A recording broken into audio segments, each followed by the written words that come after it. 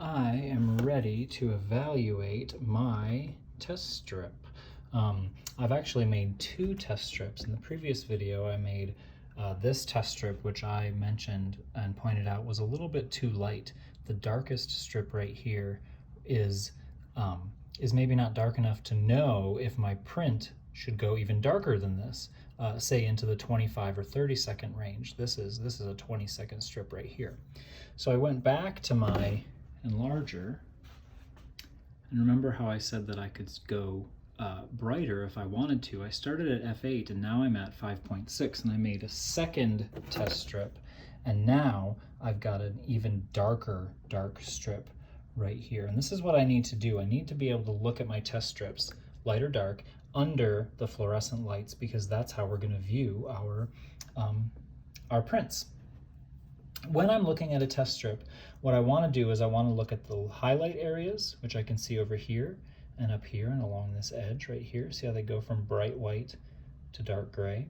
And I want to look at the shadow areas, namely these dark areas down here and this dark strip on this rug, which you can't really see because the light is in the way. There we go. This strip right here along the side.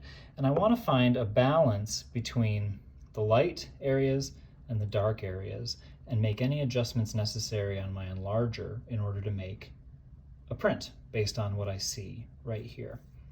And the strategy to keep in mind is that as I adjust time, it affects my highlight areas the most. So if I have highlight areas that I like here, I can stick with a lower time, and I can use my contrast to adjust my shadows. So I could find a new balance between this timing setup right here with my enlarger lens set to 5.6 and figure out a good way to make a print.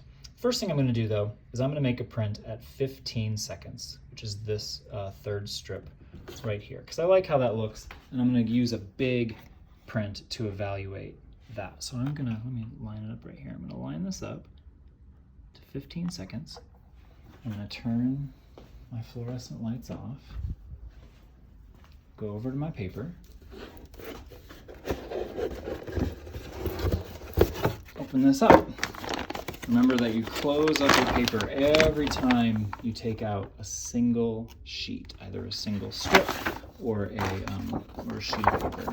And now, with the emulsion side facing up, which I think is what I have, I'm going to slide my paper under this edge. Oops. Oops. What the heck? Oh, the timer's in the way. Try it again.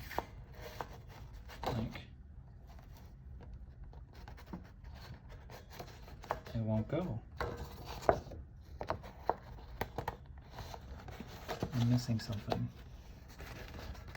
It's bent. There we go.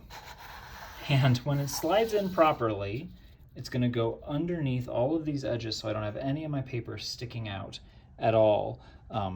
And I should be ready to go.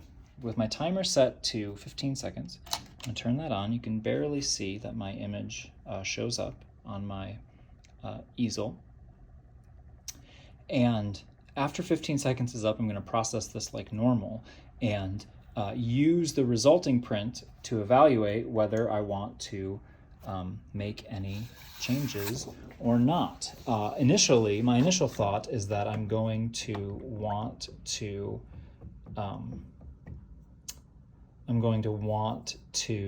take the print and increase my contrast, but we'll see how it comes out once it's finished. A couple of things that I'm looking for are white edges all the way around. That means my paper was loaded properly into the easel. It's looking a little foggy in the middle right off the bat, but there are ways to adjust for that, which I'll probably cover in another video. So I'm agitating the chemistry, and I'm going to pull this out in a minute, and it's not too bad. But I think that, let's see. And I would want to get this in the fixer and have it be properly fixed for a minute or two before I look at it under the lights. But I did look at my test strips, so I think I have an idea of where to go next. And I think where I need to go next is with a contrast adjustment and then adjust my time accordingly. So I had this contrast set to 2.5, which is right here. 2.5, it's very hard to see, I'm sorry, where my yellow is 32 and my magenta is 42, and I'm going to bump it up to 3.5. I'm going to go a whole step higher and set it to 15 yellow, 15 yellow, and I'm going to bump up to 75 magenta. Now, one thing about contrast is you always need to be printing with contrast in order to make the necessary adjustments when you are going to make any changes. I forgot to close my paper. Shame on me. Because I increased my contrast, I've actually got to I need to make another test strip in order to evaluate what my new print will look like at a new contrast setting. I've already made that in the interim while I was waiting for some videos to upload. So I've readjusted my time because of my increase in contrast, and I'm going to let's let it rock and roll. I'm still at the same aperture. I've got a new contrast dialed in, which is going to change my print even more. And because I changed my contrast, I've actually got a new time of 20 seconds, actually 21 seconds, in order to compensate for that increase, because I made a test strip in between. Just like making your proof sheets, you should always make a new test strip when you are changing an element that you don't know what it's going to do. If you just dial in a new timing based on what you had before, that's not a change because you can see that timing in your test strip.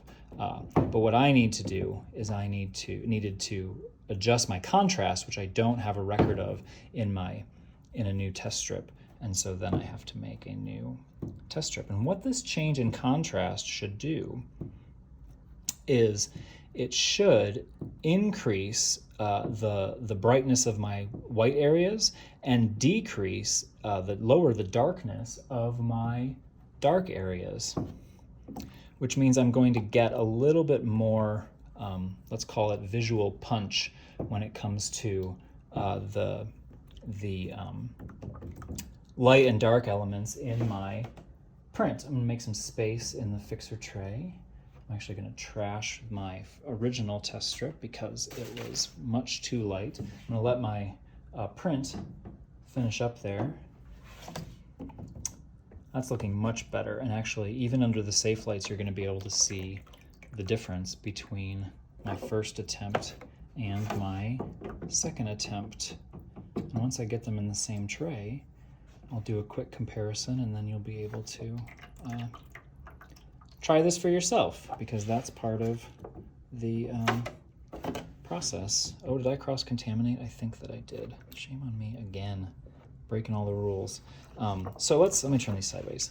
Oops, nope, let me turn these sideways, like so. Print number 1 and print number 2, and then I'm going to turn the camera to follow suit. There we go.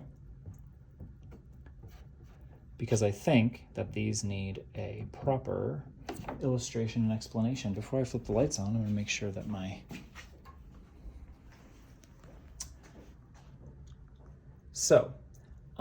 me zoom in, there we go. On the left is print number 1, printed with an aperture of 5.6 for 15 seconds with a contrast of 2.5. And after processing that, I realized that I thought the contrast was a bit low. There's a little bit too much gray in this print, and it's a little bit too flat, specifically the area right here around the dog. The new print, which I made a new test strip for, is an increase in contrast. Contrast goes up, and because of that contrast going up so much, I needed to compensate with a new time, and my new test strip showed me that 20 seconds was going to look better than 15. The same amount of light, because my aperture setting on my enlarger stayed the same, but you can see how much more dynamic and visually interesting it is when the contrast goes up here. I'm not pushing it too far. You can go too far, and it can definitely make a print look bad, but you can see that I have increased some of these light areas just a little bit. They've brightened up from here to here, especially in this middle, right here where the shelf meets the door frame. But down here, my focal point, this is what I'm trying to emphasize. And the increase in contrast, I think, better emphasizes the dog, this guy here, compared to this one, where it's a little bit flatter and the whole print kind of recedes into the background. So those sort of changes aren't super noticeable unless you have them sitting next to each other. And that's why it's important to keep going and keep trying to make adjustments that might make your prints better. If you stuck with this, you could consider this to be good and you could be satisfied. But if you don't try to make any adjustments, you'll never know that your print could actually look a little bit better with some slight modifications.